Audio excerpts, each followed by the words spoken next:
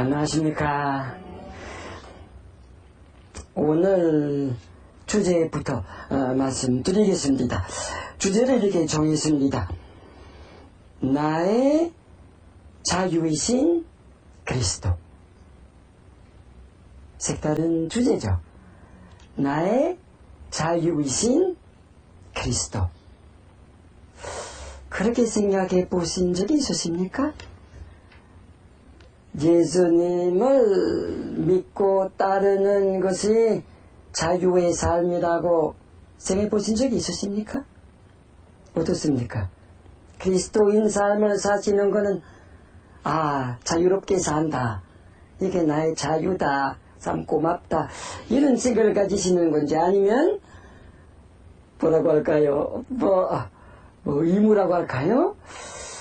신자기 때문에 그냥 어쩔 수 없이 주의를 지켜야 되고 기도를 해야 되고 다른 건 하고 싶지만은 이방 신자가 된 이상 어쩔 수 없이 전당 가려고 그러고 어쩔 수 없이 계속 해야 된다는 그런 생각을 가지시는 건지요. 대답을 안 하시는 것을 보니까 아니, 예수님을 모신다는 것을 정말 자유라고 생각하십니까? 자유롭게 믿긴 믿죠. 그런데 그리스도인의 삶은 자유인의 삶이다. 그리스도를 따르는 우리들이 자유인이다. 다른 사람들하고 비교를 해보면은 우리가 자유롭게 사는 사람들이다. 이런 생각을 가지고 보신 적이 있으십니까? 잘 없으신 것 같은데, 답을 하시는 것을 보니까 한두 분이 이렇게 말씀을 하셨습니다만은, 그 주제를 두고 오늘 생각을 해보죠. 순서를 먼저 말씀드립니다. 먼저 자유에 관한 전반적인 말씀 드리도록 하겠고요. 그 다음 역시 성 바오로 사도의 말씀을 소개를 해드리고 싶습니다. 오늘은 갈라디아서에 기록되어 있는 것을 소개를 해드리겠습니다. 바오로 사도가 자유에 대해서 예수님께서 하신 말씀을 잘 보충하셨기 때문입니다. 그 다음에 우리 신앙인의 삶은 자유의 삶이다. 자유로운 삶이다. 이런 것을 함께 생각하도록 하죠. 우선 결론부터 말씀드리는 것이 좋을지 모르겠네요. 갈라디아서 2장 20절을 보면은 바오로 사도가 이렇게 말씀하신 적이 있거든요. 이제는 내가 사는 것이 아니라 그리스도가 내 안에 사신다. 그리스도인 삶을 말씀을 하시는 건데, 그럼 그리스도인 삶에 대해서는 이렇게 말씀을 하십니다. 같은 갈라디아서 5장 1절인데, 그리스도께서 우리를 해방시켜 주셔서 우리는 자유의 몸이 되었습니다. 그러니 마음을 굳게 먹고 다시는 종의 멍에를 매지 마십시오.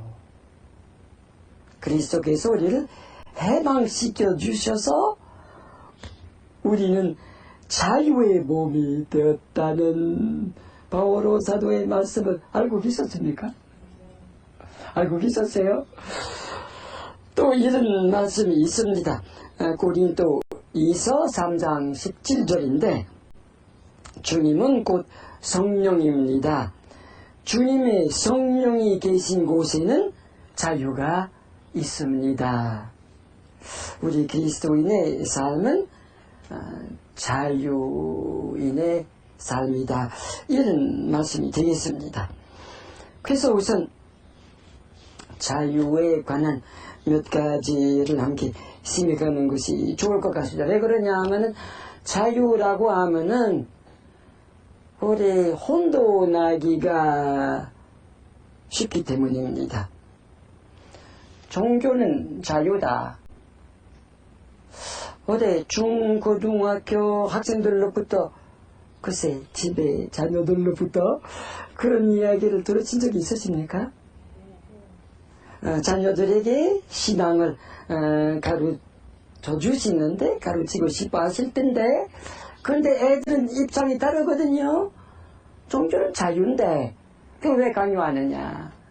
뭐 성당 가는 것은 내가 알아서 할 일이지 종교는 자유인데 왜 성당 가라고 하느냐. 그런 질문을 들으신 적이 있으시겠죠? 네, 자주 그런 이야기를 들으실 수밖에 없다고 생각이 됩니다. 저는 자식을 두어 보진 못한 그런 사람입니다만은 그와 비슷한 그 경험을 했어요. 사정이 어떻게 되었었느냐 하면은 제가 살고 있는 사제관에서 일하시는 분의 사정은 큰 아들 집이었는데 어떻게 며느리가 다른 데 가게 되어갖고 손자 우리 집에 처음 왔을 때는 하나는 초등학교 6학년이었던 것으로 기억하고 하나는 바로 그 중학교 처음 들어가는 아이였습니다. 그런데 어디에 돌봐줄 사람이 없었고 마침 사제관에 빈 방이 있었기 때문에 손님 방이 있었기 때문에 그분은 어디 제 손자들을 돌봐줘야 되는 그런 입장이고 또 뭐 여러 가지 사정이 있습니다만 이 자리에서 그런 것까지도 다 설명해 드릴 필요가 없을 것 같습니다. 어쨌든 그 두 아이는 같은 사제관에서 살게 되었습니다. 그런데 금방 말씀드린 대로 하나는 중학교 1학년, 하나는 국민학교 6학년이었는데 중고등학교 다닐 때 둘이 다 우리 집에서 살았습니다. 이제 얼마 전에 금년 1월 달에 따로 살게 되었습니다. 그래서 이제는 하나는 전문대학 다니고 있고요. 그리고 하나는 군대 가기 대신해서 무슨 회사에 다니고 있습니다. 그런 제도가 있지 않습니까? 그러니까 중고등학교 다닐 때 둘이 다 사제관에서 살았습니다. 옆방을 썼어요. 그러니까 잘 볼 수가 있었죠. 처음부터 제가 그 애들 보고 그랬습니다. 자, 너희들이 이제 뭐 사정이 있어갖고 나와 한 사제관에서 살게 되었는데 성당 다니는 거는 어쩔 수 없이 사제관이기 때문에 성당이거든요. 성당이기 때문에 어쩔 수 없이 성당 다니는 거를 내가 원하지 않는다. 정말 알아서 신앙생활 했으면 좋겠다. 둘이 다 우리 교우거든요. 그래서 어쩔 수 없이 나 때문에 체면 때문에 마음 없는 그런 신앙생활 안 했으면 좋겠다. 처음부터 그렇게 이 얘기를 하긴 했습니다만 중간에 그 애들이 몇 번인지 나한테 자주 아까 말씀드린 그 이야기를 들려주었어요. 종교는 자유인데 왜 우리가 성당 다녀야 되느냐. 어떤 때는 뭐 이유를 만들어 갖고 다른 데 가버리고 어디 주일날 집에 있지 않도록 가면서 뭐 내가 성당 가는지 알까지 보지 못하게 만들어 놓는 그런 방법도 애들은 쓰긴 썼는데 그러니까 전 그 애들이 아빠가 아닙니다만은 아빠는 뭐 우리 동네에 따로 살고 있었습니다. 그래서 아빠가 그 애들도 돌봐주었지만은 할머니 그리고 두 아이하고 나하고 한 집에서 이렇게 살았다는 것입니다. 그래서 애들의 이야기를 자주 들었죠. 그리고 자주 내가 말했던 것이 맞다. 종교는 자유라는 것을 내가 인정을 해주었습니다. 그때마다. 맞다. 그렇기 때문에 너희들이 판단을 해서 알아서 살아야 되는 것이다. 정말 원해서 살아라. 학교 다니는 것도 자유다. 학교 다니고 싶으면 학교 다니고 안 다니면 뭐 억지로 보내진 않을 텐데 내가 알아서 판단하라. 남의 무리들 훔치는 것도 자유다. 그런다고 그러면 너희들이 그렇게 할 수 있다. 안 한다고 그러면 무슨 이유가 있을 거 아니냐. 너희들의 삶을 너희가 알아서 책임을 져라. 그런데 살다 보면은 여러 가지 허점이 드러나게 마련이거든요. 애들이 무엇을 잘못한다든지. 그럴 때는 내가 그랬죠. 자, 내가 약하지? 그럼 어떡하지? 내 힘으로 어떻게 살 것 같은가? 그리고 이런 경우가 있었습니다. 애들이 뭐 얼마 전에 이제 뭐 그 신을 뭐 이렇게 기다란 그런 그 신발을 신는 그런 때가 있었지 않아요. 그리고 어떤 때는 바지가 이렇게 굳어야만 이렇게 간절히 걸을 수 있는 그런 때가 있었고, 또 얼마 전에 이렇게 대학 다니게 되었을 때는 또 뭐 애들이 엽색하기도 하고, 그래서 어디 검은 머리를 가졌던 애가 어느 날 아침에 그냥 노란색이었다는 거. 그래서 내가 그 애들 보고 그래. 그냥 왜 그러지? 젊은 사람이라서 그렇게 대답을 해요. 젊은 사람이니까. 젊은 사람 아니냐고. 맞다. 이거 내 자유냐? 남들이 하는 것처럼 하는 거 아니냐? 네가 정말 원해서 판단해서 그러는 거냐? 내 자유냐 그거? 이런 식의 질문을 자주 하면서 자유에 대해서 생각하도록 하는 그런 역할도 제가 해보긴 해봤기 때문에 부모님들의 입장을 다소 이해를 할 수가 있습니다. 확실히 이제 조금 이따 그것에 대해서 또 구체적인 말씀을 드리겠습니다마는 죄를 질 때 사람이 자유를 잃게 된다는 것을 확실히 깨달은 것이고, 그리고 설명해드리고 싶은 것입니다. 사람이 죄를 짓는 그 순간부터 자유가 없어지기 때문에 변명을 하기 시작하고, 뭐 제 행동을 뭐 합리화라고 할까요? 정당화를 하기 마련이라는 것을 말씀드리고 싶습니다. 우리 시대가 자유를 많이 강조하는 시대라는 것은 사실입니다. 그리고 고마운 것입니다. 하느님께서 사람을 자유를 누리게끔 만들어 주신 것이기 때문에 우리가 자유롭게 살 수 있다는 것은 참 무척 고맙습니다. 뭐 몇 년 전까지만 해도 독재 정권 밑에서 우리 여러 가지 자유를 누리진 못했다는 것과 요새와는 비교를 해보면 그래도 우리가 여러 가지 자유를 많이 누리고 있는 것이 사실입니다. 고맙습니다. 뭐 외적인 자유라고 할까요? 남들이 주장하고 있는 그 자유는 뭐 선거를 앞두고 투표할 수 있는 자유, 뭐 정치 자유, 또 인권하고 그냥 비슷한 그런 걸로 사람들이 많이 인식하고 있는 것 같습니다. 재산 가질 수 있는 자유, 재산 가질 수 있는 인권, 그 두 가지 말을 쓰거든요. 뭐 선거할 수 있는 자유, 선거할 수 있는 인권, 또 뭐 집회, 언론, 여행, 거주, 의복, 연구, 비밀, 종교, 양심, 시위, 이 여러 가지 이렇게 생각해 보면은 사람들이 그 자유를 누린다는 것은 인권으로 생각하고 있는 것 같습니다. 그리고 또 고마운 일입니다. 상당히 참 좋다고 봅니다.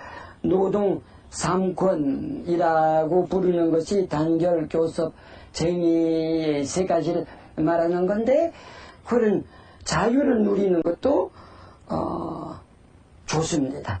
근데 제가 자유를 못마땅하게 생각하는 것보다 오히려 정말 자유롭게 살았으면 좋겠다는 그런 주장을 하고 싶습니다.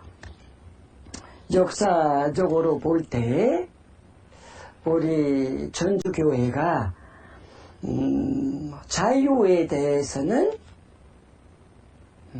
늘 제가 말씀드리는 것만큼 긍정적으로 좋게 생각하지만은 않았던 것을 인정하지 않을 수가 없습니다.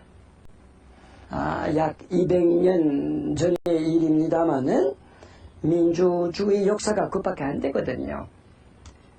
그런데 그때 교회에서 반대를 많이 했죠. 왜 그러냐, 왕을 모시고 있었을 때하고 달라서 그러는 거죠. 왕을 모시고 있었을 때는 왕에게 고난이 있었더라는 것을 누구든지 인정을 해주었죠. 예수님께서 빌라도에게 말씀하신 적도 있거든요. 고난을 하늘에서 부여받지 않았다고 그러면 나에게 진리에 대해서 무슨 질문을 하지 않을 것이라는 주님의 말씀도 있지 않습니까? 그래서 고난을 하늘로부터 내려오는 것이지 밑으로부터 지도자들이 고난을 받을 수가 없다는 그런 생각 때문에 역사적인 그 여러 가지 어려움이 있었더라는 것을 인정합니다. 심지어 제2 바티칸 공의에서도 그러니까 지금으로부터 30년, 40년 전의 일인데 역사가 그렇게 오래되진 않거든요. 종교 자유의 선언을 했었거든요. 그런데 종교 자유의 선언을 하기가 무척 어려웠던 것 같습니다.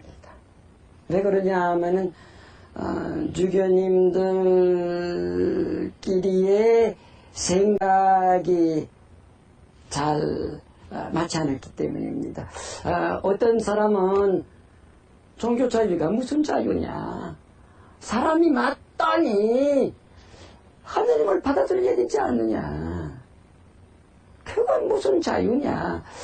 사람이 어디 하나님이 계신다고 그러면 계시는 거냐, 안 계시면 안 계시는 거냐. 이건 객관적인 사실이다. 객관적인 사실을 사람이 마땅히 받아들여야 되는 것이지, 이게 안 받아들이면 죄다. 마땅히 받아들여야 된다는 그런 주장을 하는 사람이 있었고요. 그리고 어떤 주교님은, 그렇다. 하느님께서 사람을 만들어 놓으시면서 사람에게 자유를 주셨는데 하느님께서도 억지로 믿게끔 하지 않으시는 것을 보면은 하느님께서 자유롭게 사시는 것을 원하신다. 12사도 중에 하나는 주님을 배반했다. 예수님께서 배반하지 않게끔 꽉 잡을 수가 있었을 텐데 예수님께서 꽉 잡으시지는 않으셨다. 결국 제 자유를 잘못 썼다고 이야기를 할 수가 있을지 몰라도 자유가 있기 때문에 하느님께서 한 사람 한 사람의 자유를 인정해 준다. 그래서 교회에서도 인정해 주지 않겠느냐, 그런 토론이 있었는데 결국 자유가 있다는, 종교 자유가 있다는 결론을 짓게 되었고 그것을 발표를 했습니다. 종교 자유가 있다. 제가 저쪽 어디 이 교구 저 교구 요새는 교장 책임을 후임자에게 주었었거든요. 그래서 교구장 아닌 주교인데 이쪽 저쪽에서 와달라고 하는 데가 있습니다. 이 교구 저 교구 이 수도회 저 수도회 자주 갔는데 눈에 띌 정도로요. 어떤 데 가면은 자유롭지 않다고 할까요? 조금 말이 과할지는 모르겠습니다만은 어떤 본당을 가보면은요, 뭐 어디 그냥 신자들이 미사 참여를 하는 것부터 이렇게 만날 때 얘기를 해보면은 마지못해 억지로 성당에 다니는 것 같은 인상을 받는 본방이 있습니다. 얼굴 빨진하네요.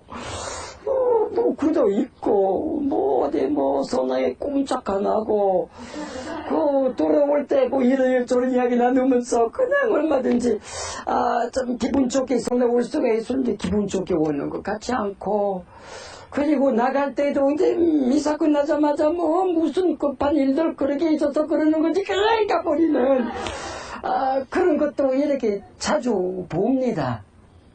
자유로운 그리스도인의 삶을 사는 것 같지는 않다. 그런데 다른 본당을 가면은요, 정반대예요.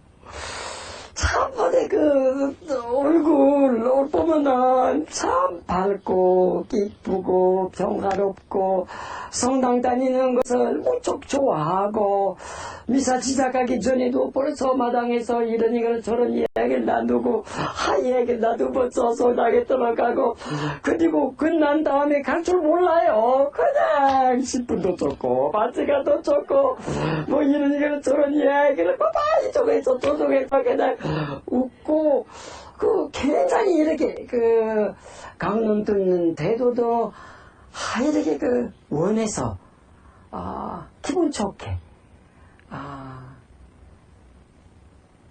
원한다는 것이 자유가 있다는 것이겠죠. 그런 본방도 눈에 띕니다. 그럼 자기가 어떻게 되는 거냐, 글쎄요, 모르겠습니다만은 아마 본당 신부님들에게 많이 달려있지 않는가 싶은 생각이 들어요. 아니면 뭐 본당 분위기, 그냥 어떤 본당은 그냥 오래전서부터 분위기가 좋지 않을 수 있고 좋을 수가 있는 건데, 지도자가 잘 본다 하더라도 분위기가 잘 달라지지 않는 경우도 있긴 있습니다만, 자기는 의무를 많이 강조하느냐 자유를 많이 강조하느냐, 거기에 차이가 있는 것 같습니다. 의무 해야 되지 않겠느냐, 마땅히 해야 되지 않겠느냐, 그런 얘기를 자주 들으면 사람이 그냥 힘 빠지게 마련입니다. 그런데 다른 데서 이렇게도 할 수 있고 저렇게도 할 수가 있는 건데 그냥 알아서 살아보라는 그런 데서는 자유의 분위기를 느낄 수가 있는 것입니다. 바오로 사도가 그것에 대해서 말씀하신 적이 있습니다. 갈라디아서입니다.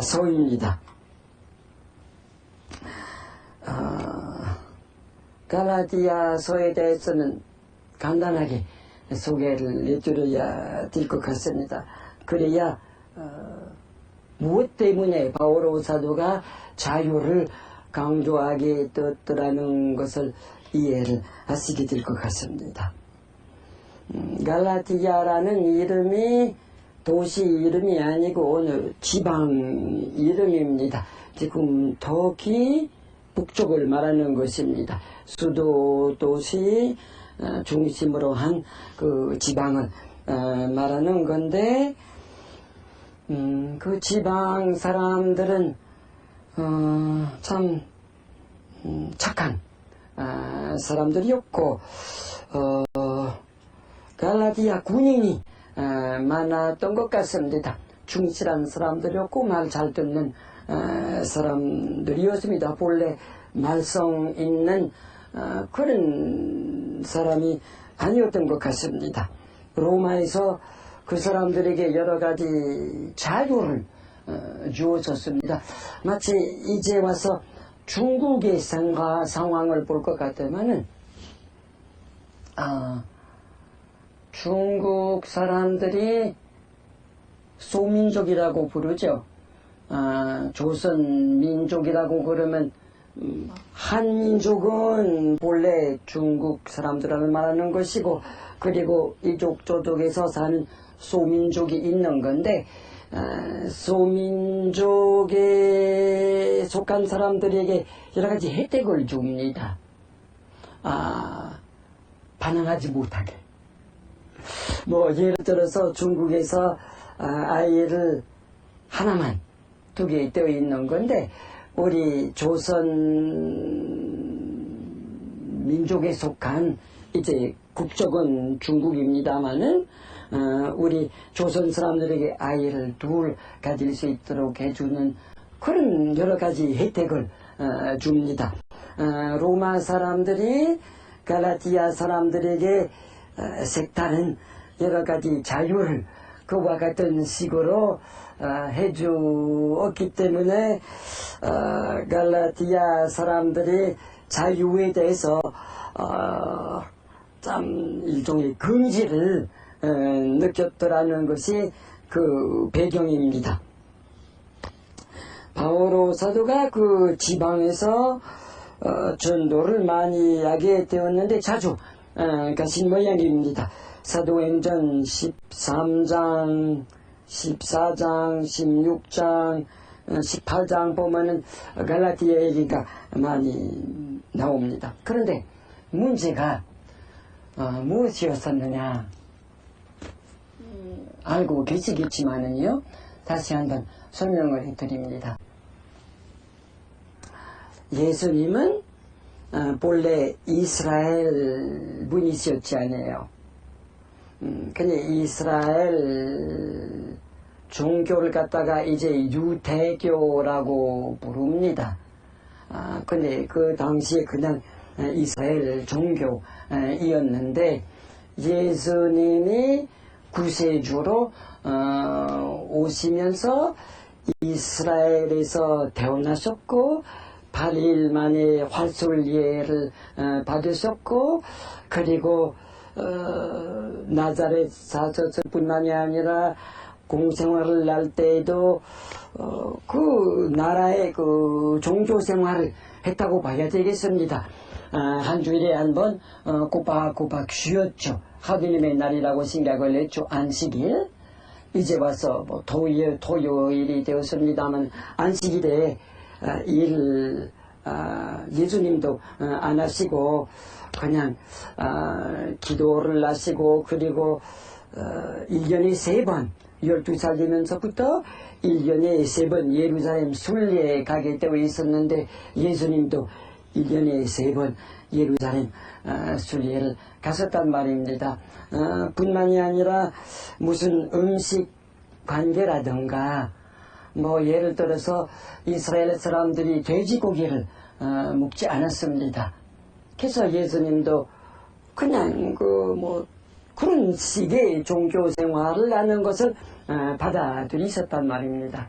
근데 예수님께서 사시고 십자가에서 돌아가시고 3일 만에 부활하신 다음에 이스라엘 사람으로서 예수님과 똑같은 그런 종교 생활을 했던 사람들 중에 예수님을 구세주로 인정해주는 첫 그리스도인이 생겼습니다. 근데 그 그리스도인들이 이스라엘 계통 그리스도인들이었습니다. 이스라엘 그 여러 가지 종교적인 풍속을 다 지키면서 예수님을 구세주로 모셨기 때문에 토요일을 지킬 뿐만이 아니라 주일 아침 자기네들끼리 모여갖고 미사를 올리는 이스라엘 계통 그리스도인들이었습니다. 그런데 바오로 사도가 이방인의 선교사로 많이 알려져 있습니다만 바오로만은 아닙니다.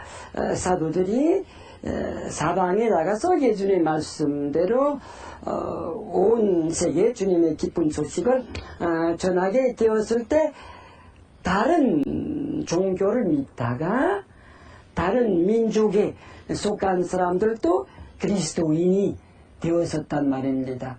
그런데 그 사람들이 이스라엘 사람들이 지켜왔던 풍속들에 대해서는 알고 있지도 않았고 또 지킬 생각도 하지 않았었단 말입니다. 자기네의 종교는 뭐 따로 뭐 있었는데 뭐 어디 뭐 안식일을 뭐 지킨다는 거라든지 1년에 3번 예루살렘 간다는 거라든지 할소리를 한다는 거라든지 그것에 대해서는 전혀 어디 뭐 아는 바가 없었습니다. 그래서 바오로 사도가 갈라디아 지방에 나가서 어디 예수님을 이렇게 믿으면 된다는 그런 선교를 나섰는데, 바오로 사도가 나간 다음에 이스라엘에서 온, 그러니까 이스라엘 민족에 속한 그리스도인이 갈라디아 사람들에게 무엇을 말했느냐 하면은, 그리스도인이라면 그리스도께서 사신 것처럼 살아야 된다. 그리스도께서 안식일을 지켰기 때문에 지켜야 된다. 그리스도께서 돼지 고기를 먹지 않았기 때문에 먹지 말아야 된다. 그리고 종종 예루살렘에 가서 순례를 가야 된다. 이런 것을 이렇게 강요하는 사람이 있었습니다. 바오로 사도가 그때 다른 데서 선교를 하고 있었는데 설명을 들어보니까 이방인들인데 이스라엘 풍속을 다 지키라고 말하는 사람이 있었더라는 것을 두고 바오로서가 참을 수가 없었습니다. 자유가 있다. 자유. 그것에서는 자유다. 자유다. 안 지켜도 괜찮다. 자유다. 이런 것을 부르짖고 그런 목적으로 갈라디아서를 쓰신 겁니다. 자유가 있다고. 자유가 있다고.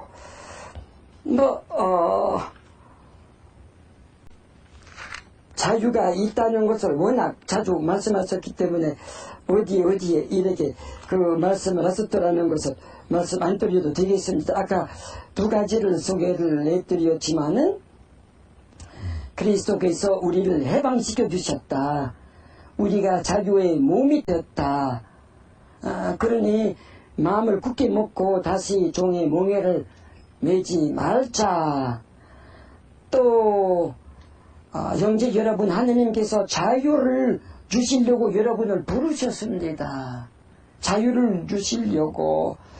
또 고린도 1서 6장 12절도 그런 내용으로 되어 있고, 아까 소개를 해드린 고린도 2서 3장 7절 주님의 성령이 있는 곳에 자유가 있다. 사실 바오로 사도가 아니더라도 야고보 사도라든지 베드로 사도라든지 자기네들이 한번 예루살렘에서 모임을 갖고 합의를 했었거든요. 그리스도를 믿는 것이 이스라엘 사람들은 옛날 정통을 지켜왔지만은 다른 데를 다니다가 다른 쪽을 믿다가 예수님을 받는 사람들은 그런 것을 지킬 필요가 없다고 사도들 모임 공의회라고 부르죠. 예루살렘 공의회에서 자기네들끼리 그렇게 합의를 한 바도 있거든요. 야고보서 2장 12절 보면 이렇게 되어 있거든요. 여러분은 인간에게 자유를 주는 법에 따라서 심판을 받을 사람들이니 이런 사람답게 말하기도 하고 행하기도 하십시오. 인간에게 자유를 주는 법, 예수님의 법이 예루살렘 주는 법. 그래서 바오로 사도가 설명을 했죠. 예수님께서 오시기 전에, 그러니까 이스라엘에서 태어나셨기 때문에 그 여러 가지를 가르쳤지만은, 지키셨지만은, 예수님이 구세주시기 때문에 새로운 종교라고 할까요? 이제 새로운 출발을 하게 되는 것이다. 예수님을 믿기만 하면 된다는 그런 것을 많이 강조했어요. 사실 예수님이 안식일이라던가 1년에 3번 예루살렘 간다는 거라던가 그것을 지키시긴 지키셨습니다마는 다른 이스라엘 사람들이 지키던 것과는 달리 지키셨거든요. 굉장히 자유롭게 예수님께서 행동을 하셨거든요. 안식일에 대해서 우리가 복음서를 보면 어떤 때 도대체 무슨 이야기인지 잘 못 알아듣겠어요. 뭐 안식일에 예수님께서 무슨 기적하셨다고 해서 문제가 될 거 뭐가 있느냐. 그러나 그 당시의 사람들에게 그것이 심각한 문제였던 것 같습니다. 안식일에 쉬어야 되는 건데 예수님께서 안식일에 누구를 고쳤다고 그러면 이렇게 안 지킨다는 그런 지적을 받으셨더라면 우리하고는 감이 너무 멀기 때문에 이해가 잘 안 갑니다만 예수님께서 강조하신 것이 당신의 사랑, 남을 위한 것이라면 한다, 똑바르게 산다.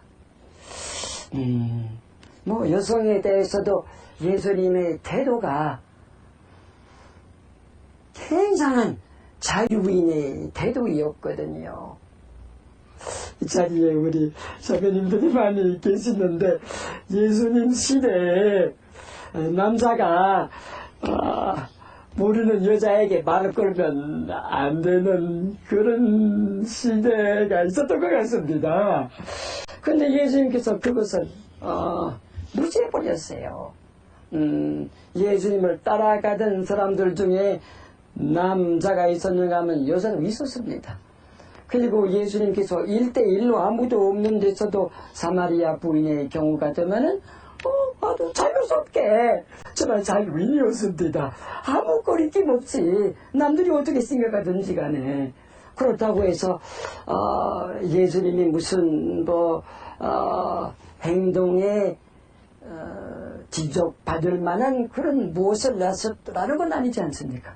아주 깨끗하게 확실한 독신자로 종교를 지키신 예수님이었지만은 사람을 만나는 데는 아무런 그런 남의 구애를 받지 않으셨어요.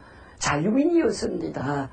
그리고 여성들이 잘못했을 때 간음하다가 잡힌 그런 여성의 경우는 오히려 예수님께서 그냥 살려주셨더라는 그것을 생각하면은 예수님이 정말 자유인이셨더라는 것을 알 수가 있는 것입니다. 예수님의 삶은 자유의 삶이었다마는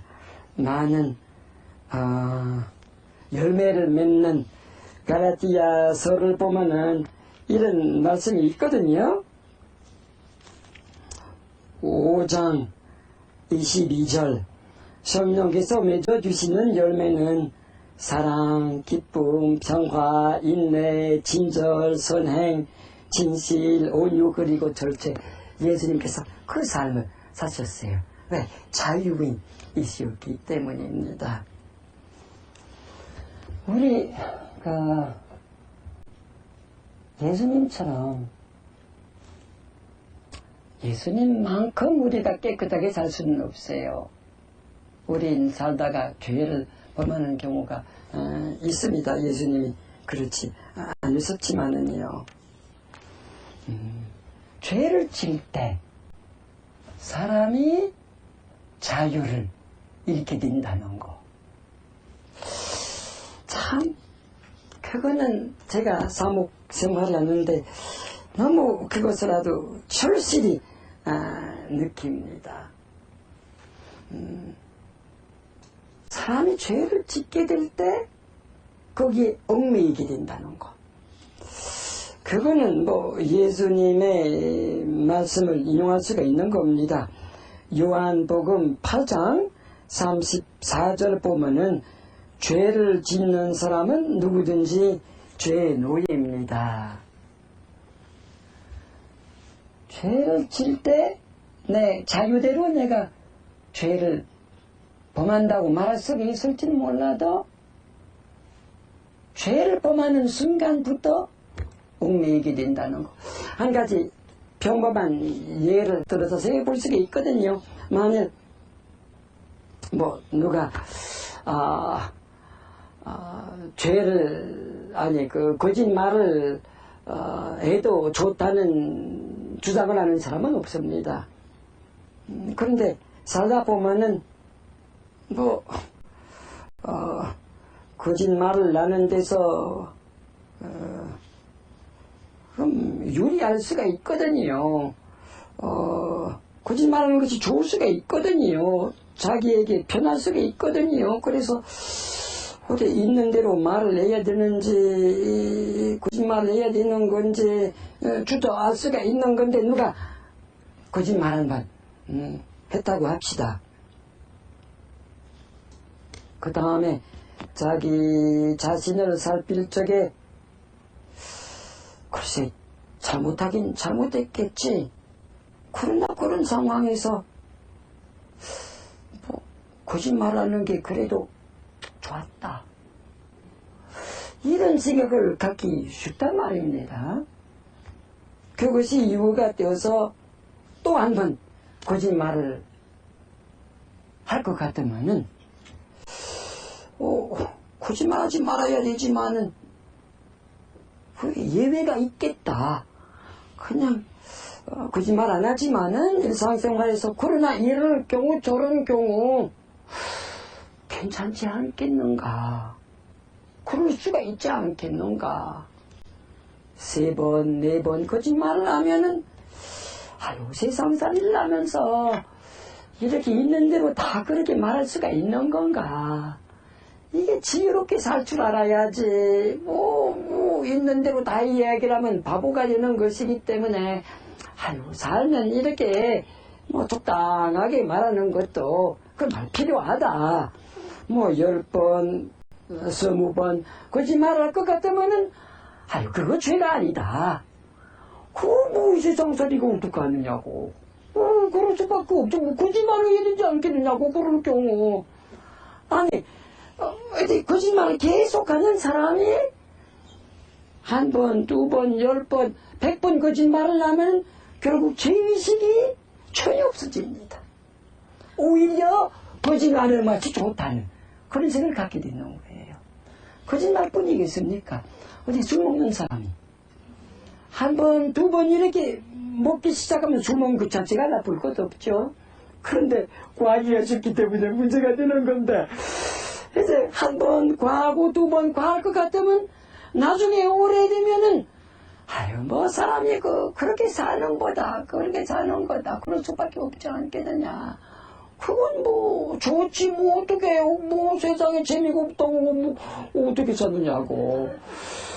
그거 어디 과음하는 것이 문제될 거 뭐가 있느냐고 이렇게 주장을 하게 된단 말입니다. 성생활에 대해서도 1번, 2번 그런 죄를 범한 사람이면 결국 죄의식이 없어집니다. 저 같은 사람이 그냥 오랫동안 성사 안 본 사람을 보는 경우가 있는 건데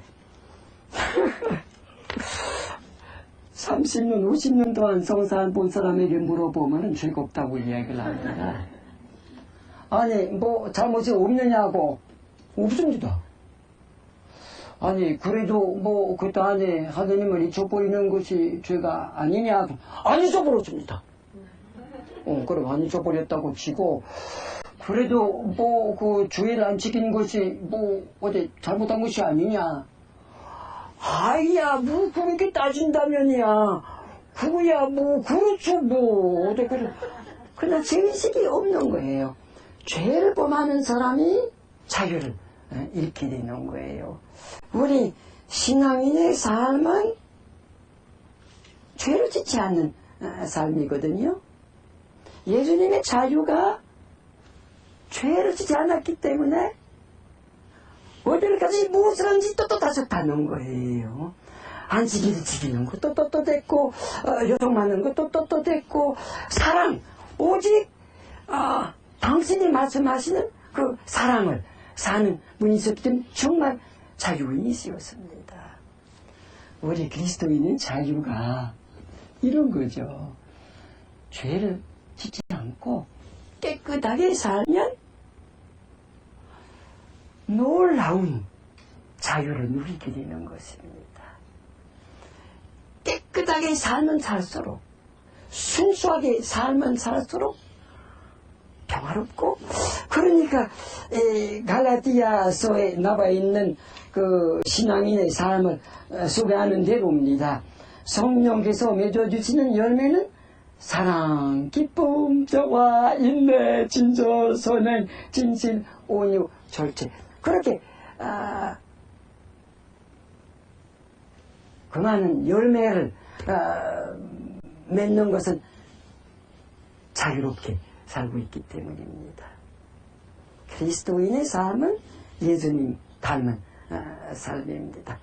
깨끗하고 순수하고 떳떳하고 많은 열매를 맺는 그것이 자유다. 정말 자유다. 진짜 예리 가르쳐 주시는 자유다.